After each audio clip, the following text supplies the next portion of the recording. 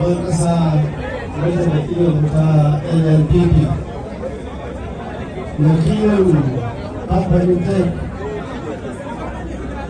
kwamishinoni masu ba gwamna shawara da duka yan majalisa da suke wannan guri mai girma hakimi da chairman da duka shugabanni maza da mata da suka zo wannan taro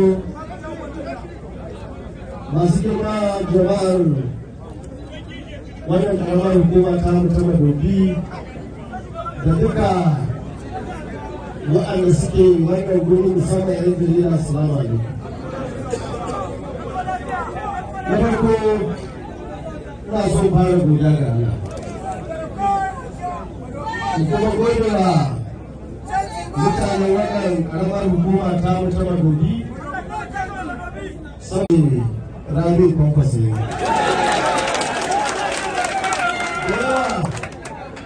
Shugabanni a gidansu suna da babban matsala, amma cikin yarda Allah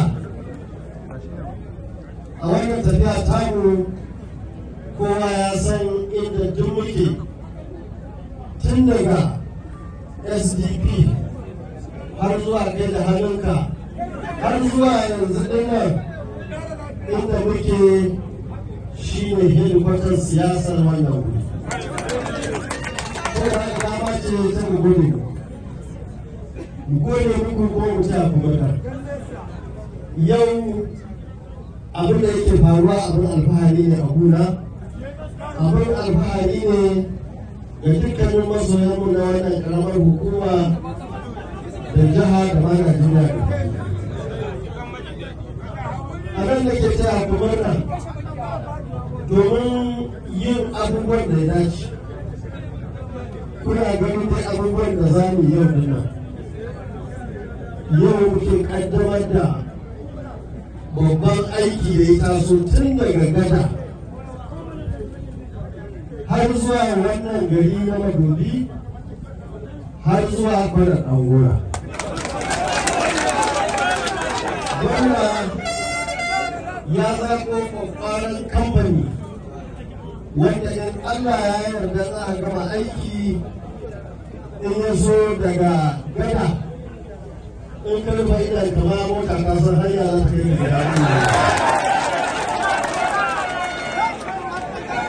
kuma gwamna yana aiki a kan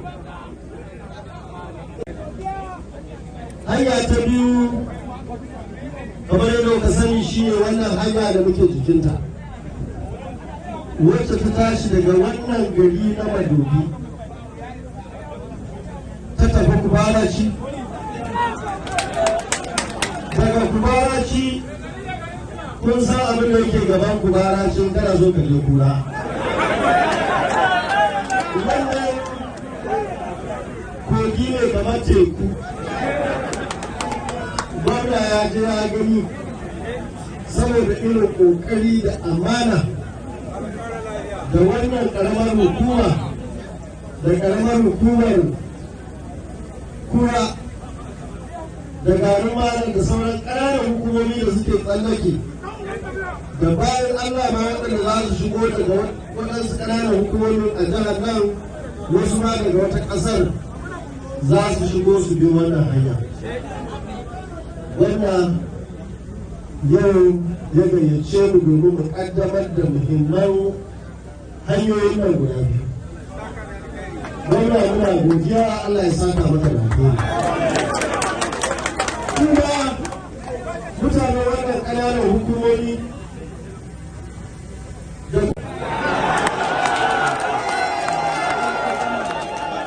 kuma kun karɓi a tamfu ko naira 2000 ko 3 ko 4 ko 5 da yanzu kuna nan kuna tsire musu suna tsire muku.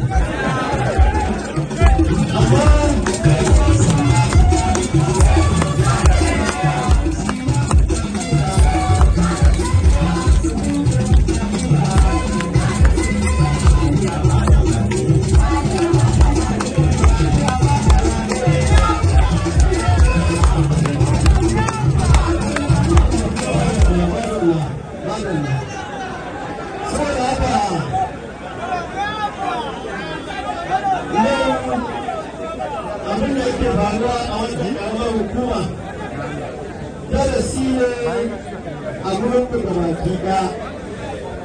Ba ma wannan karamar hukuma ta Madobi ko garin Malam ko Kura ba, darasi ne game mu a jihar Kano da ma Najeriya da baki ɗaya. In Allah ya yarda waɗannan mutanen waɗanda suka cutar da jama'a shekara 8 a jihar Kano, in Allah ya gaba za su sake dawowa mulkin jihar Kano a kuma inda aka fito.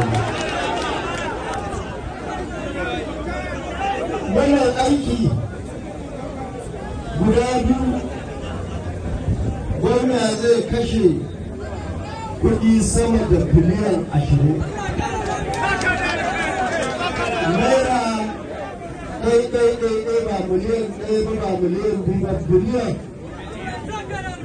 biliyan kowane. Wannan ina zaton da bin taliya aka yi da ina jin ko rabin biliyan ba za mu karɓa. Wannan abin alheri muna fata mu bashi a zuciyarmu, saboda mun Kano da ƴaƴanmu da jikokinmu. Banda wannan ayyuka da yau ake budewa, na tabbata gwamna yana da wasu aikace-aikacen a wannan jiha, musamman kuma a wannan ƙaramar hukuma. Na soma wa gwamna cewar akwai wata hanya da ta tashi daga wannan titin ta shiga Kana. Gwamna da ya gaya mana sai na gaina yin haka kuma ya cewa